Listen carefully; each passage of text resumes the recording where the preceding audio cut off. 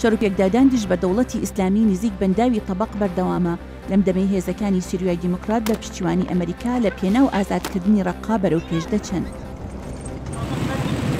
لەم کاتەی سیڤیلەکان بەردەوامن لە هەڵاتن لە شەڕ لە قەراغ ڕەقا، دانیشتوانەکەی مەترسی دەکەن لەو شەڕەدا ئاسی بن. تورکیا دەڵێ دەرئەنجامی تیۆکاری بە سەرسی قوربانی سووری ئەوانەی لە نێوان بە سەدان کوژراوی هێرشە ئاسمانیەکە بوون نیشانی دەدات چەکی کیمیاویان بەرکەوتووە. داعش 33 کەسی تەمەنیان لە نێوان 18 و 25 ساڵانە لە خۆرهەڵاتی سووریا لە سێدارە دەدات کە ئەوەش گەورەترین کۆمەڵکوژیەتی لە ساڵی 2007دا.